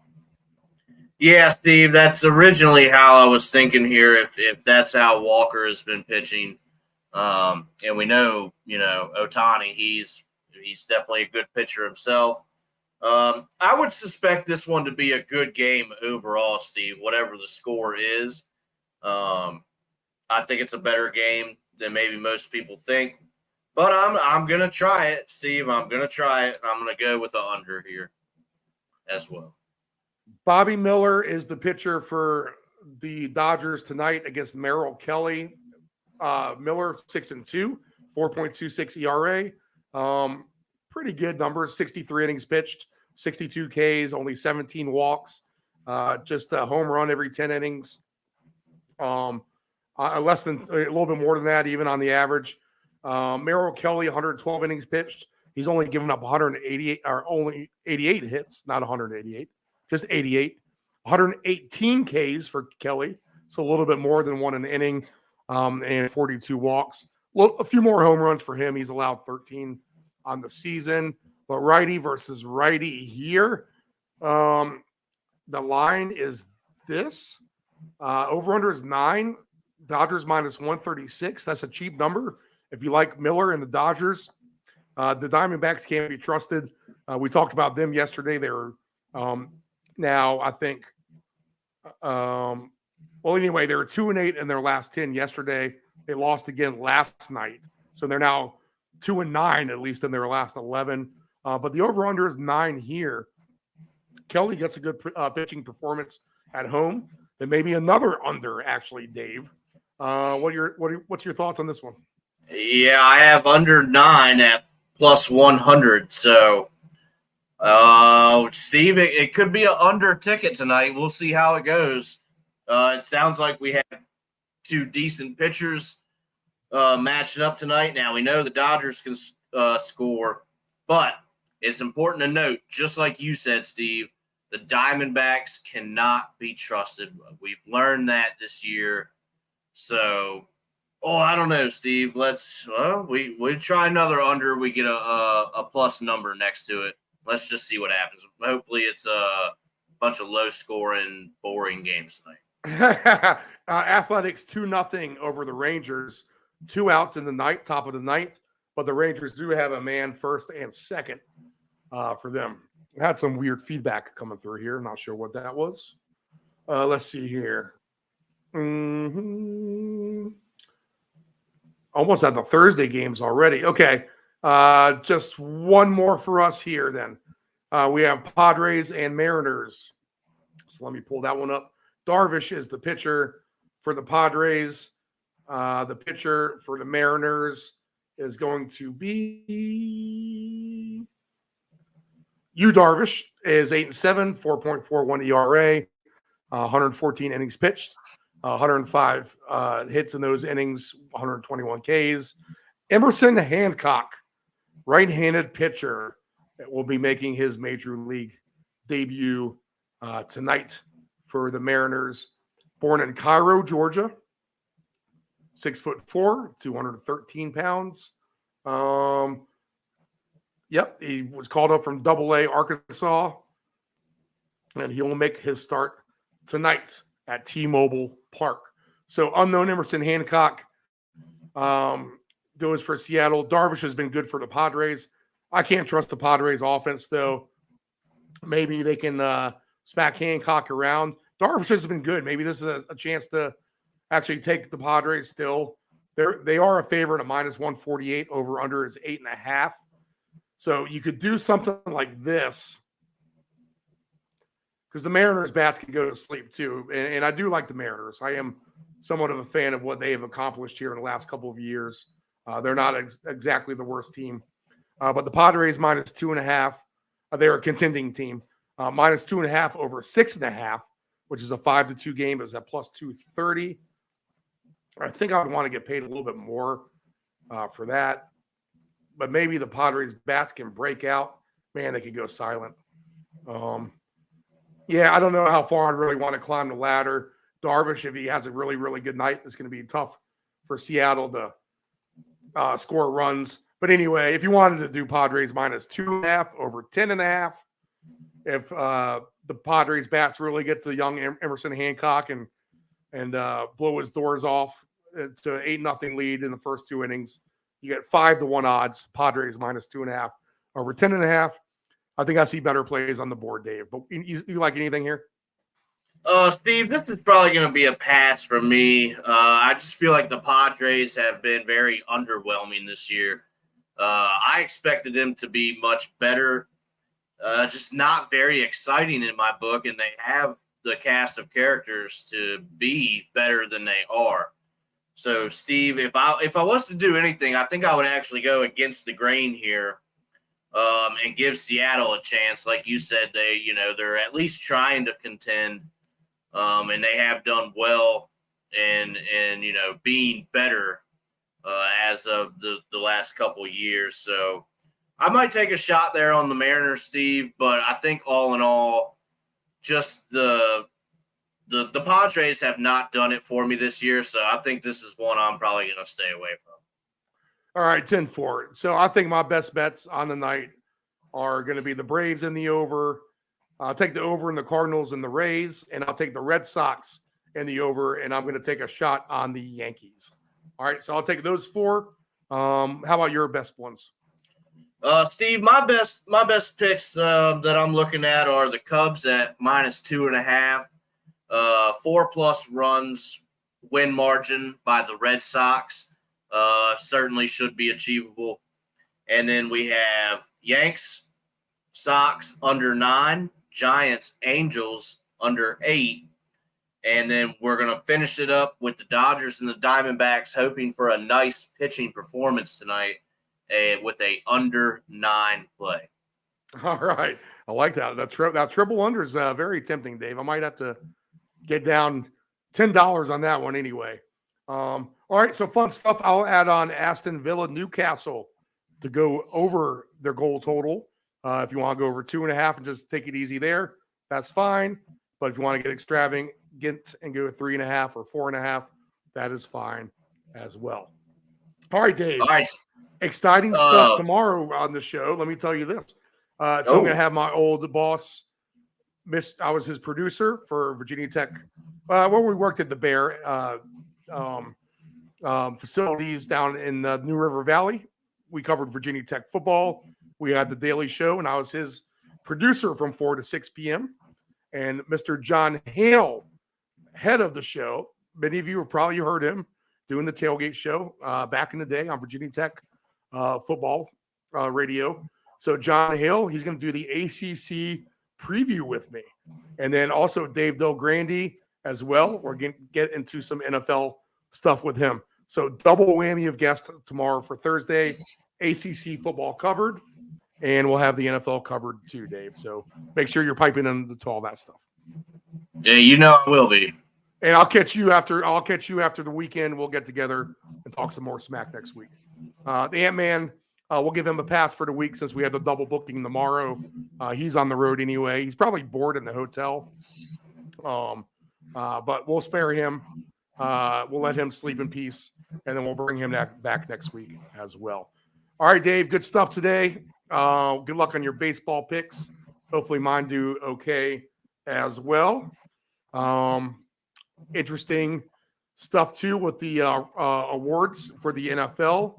I want to go ahead and look at some of those longer shots. I'm kind of still thinking about that Mechie coming back player of the year, like my CJ Stroud angle as well. So some stuff that we recapped. Of course, if you missed any of this, just go ahead and re-click the link here when we're done, and you can start from scratch and get all that talk about the future stuff and everything that me and Dave covered earlier. All right, for Nephew Dave, I'm Stephen Murray. This is the Round Robin. We are out of here on a Wednesday. Have a good evening. Good luck on your tickets.